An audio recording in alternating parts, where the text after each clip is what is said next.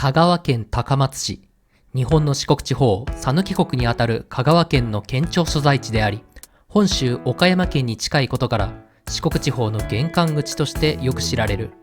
現在の東京から高松へのアクセスは、鉄道の場合、東京岡山間は新幹線、岡山高松間は快速マリンライナーを利用するのが一般的。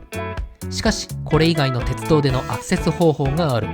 今回はその一つ、寝台特急サンライズ瀬戸で行く快適な天国旅を紹介していきます。ということで、改めまして皆様こんばんは。サンライズ瀬戸号の始発駅、高松駅に来ております。ここ高松駅から日本唯一の寝台特急サンライズ瀬戸号に乗車していきます。よろしくお願いいたします。なお、本動画では字幕を用意しています。本動画をより楽しみたい方、ぜひ YouTube 画面上のギアマークから字幕を表示してご視聴ください。さて、早速高松駅に入りましょう。高松駅の駅舎は天井がとても高く開放感があります。電光掲示板に表示されたサンライズ瀬戸東京行きの文字。高松駅の発車時刻は21時26分です。切符はすでに購入済み。寝台特急の特急券は寝台券と込みのためか細長いです。この細長さが特急列車の中でも特別感があって良き。さて、改札に切符を通します。サンライズの発車番線は一番北側の9番線。電光掲示板で間違いなく9番線に来ることを確認。一緒に乗る乗客の皆さんの荷物はスーツケースです。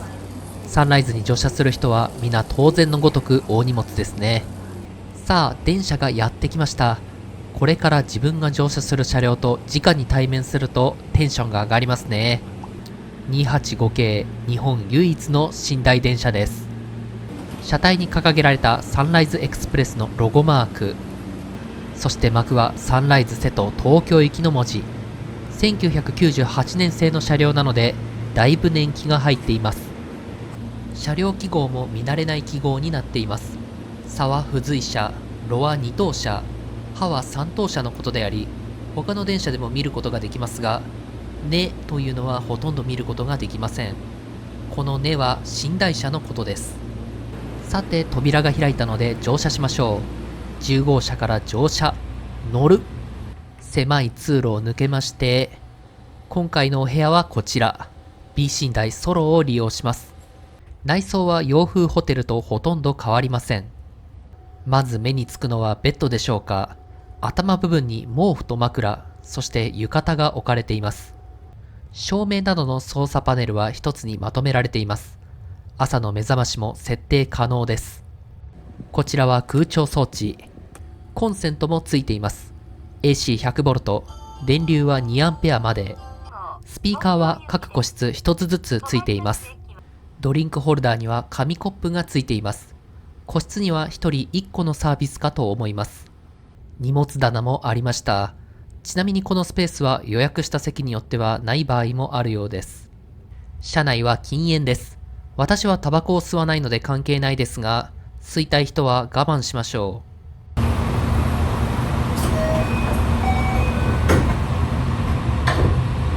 さあ、発車時刻となりました。21時26分、定刻で高松駅を発車です。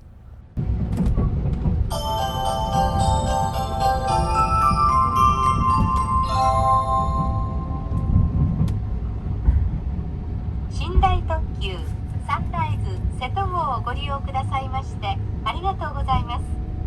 この列車は寝台特急サンライズ瀬戸号東京行きです。止まります駅は坂出、小島、岡山、姫路、三宮、大阪、静岡、富士、沼津、熱海、横浜、終点、東京です。列車は前から14号車、13号車の順に一番後ろが8号車です。車内は一部の個室内を除き禁煙です。お手洗いは8号車は前寄りに、その他の車は後ろ寄りにあります。ラウンジとシャワー室は10号車にございます。シャワー室をご利用の際はあらかじめ10号車販売機にてシャワーカードをお求めください。個室を離れる場合は盗難防止のためルームキーをご利用ください。ルームキーは暗証番号式となっております。この列車では車内販売の営業はいたしておりません。ご了承ください。車内でできましたご不要なものはデッキにありますくず物入れにお捨てくださいますよう車内美化にご協力をお願いします。次は坂出です。坂出の次は小島に停まります。さて、寝台特急の快適な移動のスタートです。今更ですが、高松駅でこんなものを買いました。サンライズ利用者向けのアメニティグッズです。歯ブラシとタオル、そして簡単なポーチが入っています。歯ブラシが便利なのはもちろん、特にポーチが思い出にはもってこいですね。さあ、列車は坂出駅を出て間もなく四国地方を脱出します。列車は瀬戸大橋横断に向け高架橋を登っていきます。夜ではありますが、下が水面になっているのがわかるでしょうか。瀬戸大橋横断直前、海岸部の工場群、建物を照らす明かりが大変エモいです。さあ、本格的に瀬戸大橋に入りました。肉眼では鉄橋の白い鉄骨が大迫力で楽しいのですが、残念ながら iPhone ではその様子を捉えることはできません。列車は瀬戸大橋で途中の島を点々と渡っていきながら本州へ上陸します。さて、列車は瀬戸大橋を横断し、最初の停車駅である小島駅に到着しました。ここで乗務員交代。JR 四国管内から JR 西日本管内へと入ります。この列車は寝台特急サンライズ瀬戸号東京行きです。閉まるドアにご注意ください。発車直前、眼前に特急南風号が現れました。JR 四国所有の2700系気動車で、しかもアンパンマンのラッピングがされた列車です。サンライズは定刻で小島駅を発車。ここからは本州の旅になります。さあ、電車は茶屋町駅を通過して宇野線内を走行中です。宇野線沿線は建物が少ないので明かりが少ないです。しかしその分だけ月が綺麗に見えます。寝転びながら天体を観察できるのがサンライズの良いところ。列車は岡山駅に到着します。さあ、岡山駅といえばあれを見学しないわけにはいかないでしょう。列車から降りてきました。カメラを回す頃にはすでに作業を開始しており、ホロが取り出されていました。岡山駅で行われるイベントといえば、皆さんご存知連結作業ですね。サンライズ瀬戸号到着後、しばらくして倉敷方面からサンライズ出雲号が到着しました。ゆっくりとこちらに近づいてきます。そしてサンライズ瀬戸号の手前で一旦停車。作業員が余裕のいでたちでサンライズ出雲号に近づいていきます。かっこいい。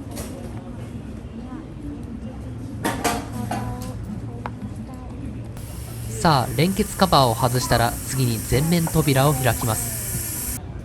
連結作業開始。さらにこちらに近づいてきます。2度目の一旦停止。慎重に近づきます。3回目の加速。そして連結します。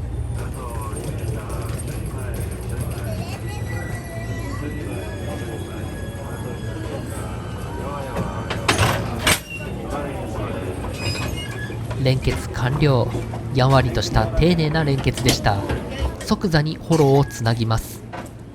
連結作業が完了したらすぐに発車するので車内に戻りました。岡山駅からは7両編成を2本つないだ14両編成で運転されます。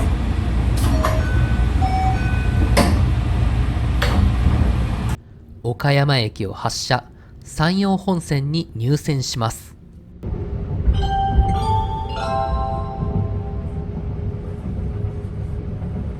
寝台特急サンライズ瀬戸号およびサンライズ出雲号をご利用くださいましてありがとうございます。この列車は寝台特急サンライズ瀬戸号、サンライズ出雲号、東京行きです。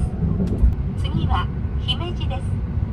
姫路の次は三宮に停まります。さて、次の姫路駅まで1時間ほどありますが、山間部の走行で景色をほぼ楽しめないので、車内の探検をしましょう。最初に紹介するのは B 寝台ソロ。310号車は電動車で、モーターなどの電装品を床下に搭載する必要があることから平屋構造となっています。その平屋に上下2段の個室が配置されています。それが B 寝台ソロ。直立できるスペースが少なく、着替えなどの際に少し動きにくい難点があります。それは下段においても同様。しかしこちらは通路に出やすいです。次はシングル個室の紹介をします。狭い通路を通って別の号車へ。1998年製の車両なので、おそらくバリアフリーは考慮されていないでしょう。シングル個室がある285系の付随車は2階建て2層式の構造になっています。車端部からのアングルで見るとそれがよくわかります。こちらは平屋個室。天井が高いためソロ個室と異なり直立しやすくなっています。内装は B 寝台ソロとほぼ同じです。次は上段。こちらも天井が高くなっています。下段も内装がほぼ同様で、違うのは窓の形と眺望性だけです。どの個室も通路に出やすいところがソロとは異なる点です。お次はシングルツイン。車端部の平屋部分にあるため天井がとても高いですが、その高さを利用して2名用2段ベッドとなっています。また下段ベッドの中央部が外せるようになっており、折りたたみ式のテーブルを挟んだ2名分の座席としても使用できます。12号車にやってきました。ここはのびのび座席となっています。指定席料金だけで利用可能ないわゆる雑魚寝の座席です。ただバスと異なりフルフラットで寝ることができるので、足を伸ばして寝ることができます。10号車に戻ってきました。平屋構造の車両には B 寝台ソロ個室の他にシャワールームがあります。310号車にあるシャワールームは全乗客使用可能なので、時間帯によってはあくまで待たされる場合があります。なおこのシャワールームを利用するには車内の自販機で売っているシャワーカードを事前に購入する必要があります。岡山駅を発車した段階ではすでに売り切れとなっています。ちなみにそのシャワーカードはすでに高松駅で購入済み。夜は混雑しているので後で利用しましょう。飲料水の自販機も設置されています。ただし少し価格が高いように感じましたので、飲食は電車に乗り込む前に購入しておきましょう。12号車にはさらにミニラウンジがついています。左右座席が4つずつついており、食事をしたりしてくつろぐことが可能です。最後に紹介するのは A 寝台シングルです。サンライズの座席の中で最も豪華な個室、11号車に配置されています。残念ながら中を覗くことはできないので、内装の紹介はまた別の機会としましょう。ちなみに A 個室専用のシャワールームがあります。全乗客共通のシャワールームと異なり、他の乗客に待たされることなく自由な時間でシャワーを利用することが可能です。さて7号車と8号車の間にある連結面にやってきました。非常に通路が狭いです。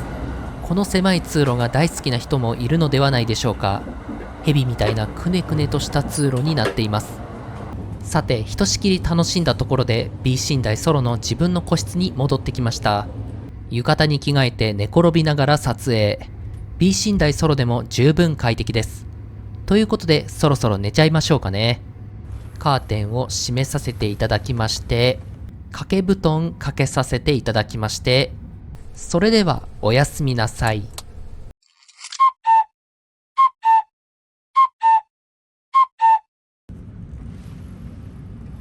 おはようございます。カーテンを開けると外はすでに明るくなってきています。時刻は4時半です。かなり早く起床してしまいました。ちなみに現在地は静岡駅の少し手前を走行中です。その静岡駅にほぼ定刻で到着しました。駅ホームに人は立っていません。静岡駅の駅名表を撮影。静岡地区を走る電車は4両から7両が基本ですが、その中で14両の表示はかなり異彩を放っています。そんな静岡駅ではもちろん下車しません。到着アナウンスも発車ベルもなく静かに発車していきます。さてせっかく早朝に起きたのだからあれを利用しに行きましょう。ラウンジに誰もいないし、きっとあれも利用者はいないはず。そう、こちらシャワールーム。やはり誰も使っていなかった。せっかくなのでここでシャワータイムといきましょう。中はこんな感じになっています。洗面台はありませんが、鏡もドライヤーもあります。そしてこちらがシャワー室。シャンプー、コンディショナーとボディーソープ、ちゃんとあります。さて、シャワーカードを早速挿入。シャワー室利用開始。湯船には浸かれませんが、温かい湯を浴びて体を洗えるだけで最高ですね。ということでシャワー完了。ドライヤーで髪を乾かしますかね。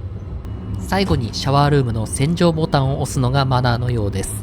ちゃんと押しておきましょう。中で何が行われているかはわかりませんが、水が大量に噴き出しているのがわかります。何はともあれシャワールームから脱出。心も体もきれいになりました。ありがとうございました。さて、シャワーから戻ってくるとすでに空が明るくなっていました。列車は富士駅を越えて沼津市内を走行中です。ここで朝ごはんを食べましょう。富士山を見ようとラウンジにやってきましたが、残念ながら富士山は雲に隠れてしまっていました。朝ごはんは高松駅のセブンイレブンで購入したものです。香川県産オクラの使用のとろろ冷やしそばとツナ&卵のサラダです。さて、まずは蓋を開けて内容物取り出し、こちら薬味ととろろです。つゆだけでなくわさびもあります。まずはとろろと薬味を投入。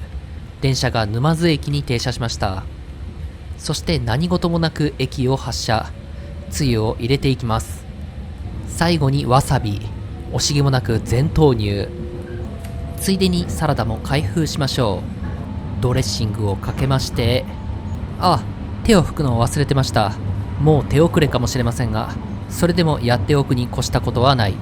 さあ、とろろそば堪能だ。具材を混ぜ混ぜしていただきます。いやー、セブンのメニューは安定のうまさですな。サラダの方もめちゃくちゃ美味しいです。電車は三島駅を通過します。いやはや繰り返しになりますが、電車の中で食べるご飯は最高です。ということで余すことなく完食させていただきました。ごちそうさま。自分の個室に帰還。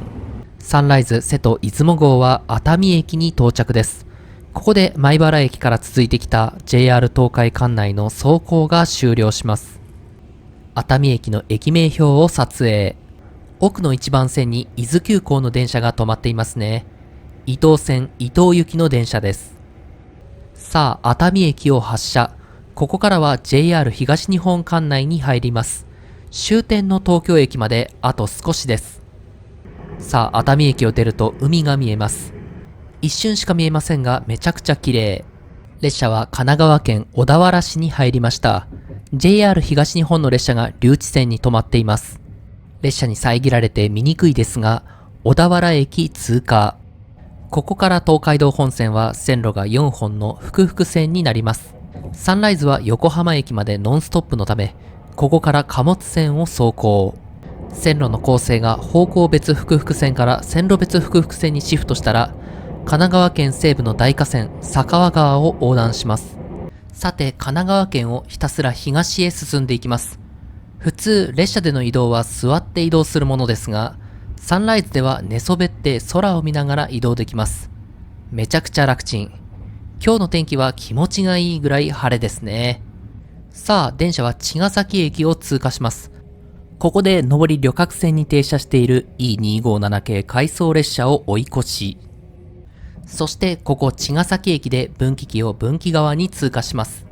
下り貨物線をまたいで上り旅客線へ。サンライズが横浜駅に停車するため、ここで転線する必要があります。さらに進みまして大船駅付近です。ここで湘南新宿ラインの列車と並走。電車同士の熱い並走バトル。しかし残念ながら湘南新宿ラインの列車は高架橋で東海道線をまたぎ、進行方向左側へと移ってしまいました。戸塚駅では方向別に線路構成が切り替わるので仕方ありませんね。列車はしばらくして横浜駅に到着しました。休日なのでホームにあまり人はいません。横浜駅の駅名表を撮影。停車時間1分で横浜駅を発車します。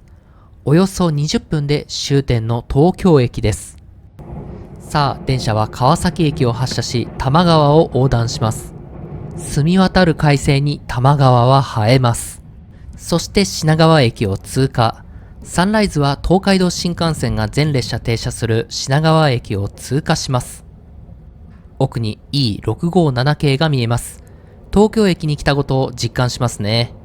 品川駅を通過すると東京総合車両センター田町センターの脇を通過します。朝方なので停泊している列車は少ないです。田町浜松町間で東海道新幹線の列車と相対。意外にサンライズの車内からこれほど間近に新幹線を見られるところは少ないです。